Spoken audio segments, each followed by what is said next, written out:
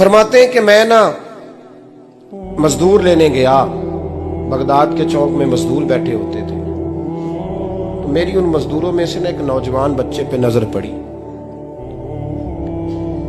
बड़ा कमजोर सा वजूद था, लेकिन चेहरे पर इबादत का निशान था। माथा बताता था कि नमाज का बड़ा ख्याल रखता है। मैं उसके करीब गया। चेहरे भी बड़ा कुछ बताते हैं ना, चेहरों में भी बड़ी रानाई होती है। फरमाते हैं मैं करीब गया, मैंने उसको कहा बेटे मजदूरी करोगे? तो कहने लगा मजदूरों में बैठा हूं तो हुजूर मजदूरी के लिए ही तो बैठा हूं। तो मैंने कहा कि चलो फिर। कहने लगा नहीं, मेरी कुछ शर्तें। मैंने कहा बताओ? कहने लगा पहली शर्त यह है कि लोग 4 दिनार दिहाड़ी लेते हैं, मैं 3 दिनार लूंगा। मैंने कहा यार बे तो बड़ी बेहतरीन है, बाकी भी इस तरह की रख ले। उसने कहा हुजूर दूसरी शर्त यह है कि मैं आपकी मुकम्मल बात मानूंगा, लेकिन जब अजान हो जाएगी फिर आपकी नहीं सुनूंगा। तीसरी बात उसने ये की कि हुजूर मैं आपके घर में काम करूंगा पर आपके किसी सवाल का जवाब नहीं दूंगा। कहते मैंने कहा यार तू बड़ा अजीब है, शर्तें तो मालिकों की होती हैं। कहने लगा जी बहरहाल मैं शर्तें लगा के जाता हूं। फरमाते मैं उसे घर ले आया, काम मैंने उसको बताया, तो जो काम मजदूर सारे दिन में करता है ना उसने 2 घंटे में कर दिया। हमारे मजदूर सिगरेट पीने में भी तो आधा घंटा लगाते हैं, वो चाय पीने जाए तो पौना घंटा। वहां उनको भी तो दयानतदारी करनी चाहिए कि नहीं करनी चाहिए? ने मुआहदा किया है ना जी, तो पूरा उतरना चाहिए ना। कहते 2 घंटे में। अब काम जब बंदा शुरू कराता है तो काम और निकल आता है। कहते काम मैंने उसको और बता दिया, वो करने लगा। उसने मिट्टी निकाल के रखी थी बाहर रास्ते में, तो अजान हो गई जोर की। उसने वहीं कुदाल छोड़ी कही और चलने लगा। तो मेरा बेटा कहने लगा इसको जरा बराबर कर दो। कहने लगा चुप कर जा, तेरे बाप से बात हुई थी, जब अजान होती है तो मैं किसी और की नहीं सुनता, सिर्फ अल्लाह रसूल की सुनता हूँ।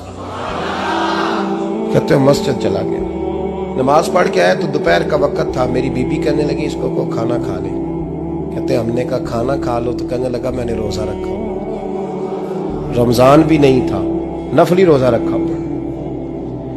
फरमाते हैं शाम हुई, मैंने 3 दिनार दिए, तो मैंने कहा तेरा नाम क्या है? कहने लगा मैंने आपसे कहा था मैं किसी सवाल का जवाब नहीं दूंगा।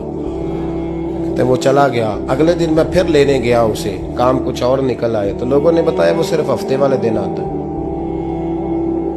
मैंने कहा क्यों? कहने लगे जी वो कहता है मेरा हफ्ते का खर्चा 3 दिनार है, जब 3 दिनार कमा लेता हूं तो बाकी सारा टाइम अल्लाह रसूल की जिक्र में गुजार दिया करता हूं।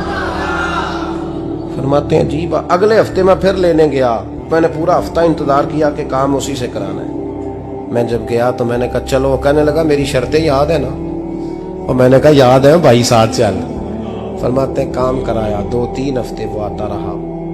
एक हफ्ते में गया तो लोगों ने कहा हुजूर आज नहीं आया। क्यों? कहने लगे बीमार हो गया। कहाँ घर है? कहने लगे बगदाद के कब्रिस्तान के पीछे जो कच्ची आबादी है उसमें रहता है। फरमाते मैं गया, दरवाजे पे दस्तक दी तो कहने लगा हुजूर आप हैं? दरवाजा खोला है, आ जाइए।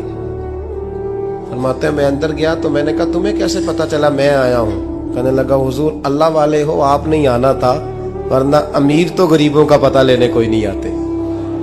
कहते मैं करीब गया तो कहने लगा मैं आपका इंतजार कर रहा था, तेज बुखार है, तप रहा। जेब से कुछ पैसे निकाले, कहने लगा ये पैसे रख लें। एक अंगूठी निकाली,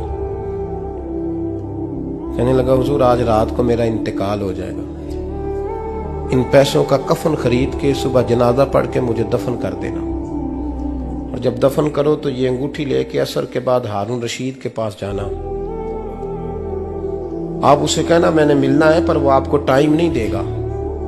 आप उसको आवाज दीजिएगा कि तेरी एक अमानत है मेरे पास, फिर वो आपसे मिलेगा तो अंगूठी दे दें, फिर आप मेरी तरफ से फारिग हैं।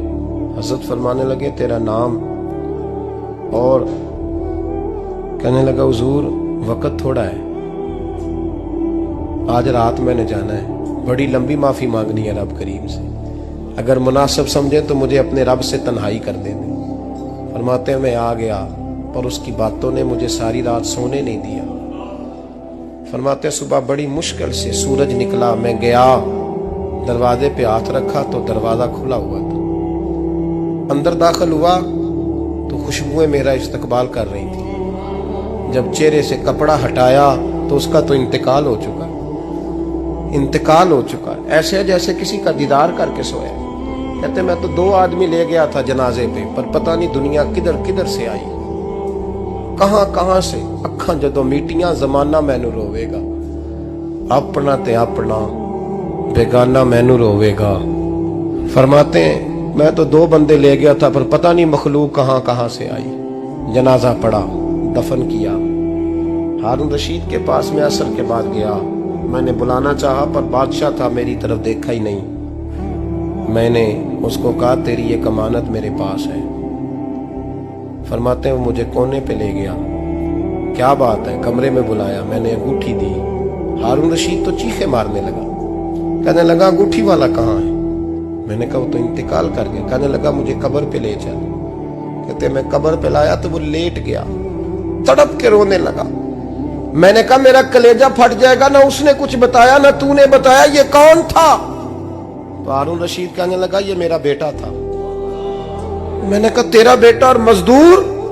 कहने लगा हुजूर ये हजरत दाऊद ताई के पास बैठा करता था, उनका मुरीद था, मुझे रोज कहता था अब्बा तूने बड़ी दुनिया इकट्ठी कर ली है, मरते वक्त तुझसे टांगे समेटी नहीं जाएंगी, इतना हिसाब नहीं तू दे सकेगा। मैं इसको समझा देता, इसकी अम्मा समझा देती। ये रोज हमें कहता छोड़ दो, आ जाओ अल्लाह रसूल की बारगाह में झुक जाएं। हम समझ। एक दिन ये चला गया, कहने लगा फिर तुम्हारा रास्ता और है और मेरा रास्ता और है। ये सोने की अंगूठी गलती से इसके पास रह गई, गलती से हीरे की अंगूठी चली गई। कहने लगा देखो मेरे बेटे ने आज वो भी वापस कर दी है।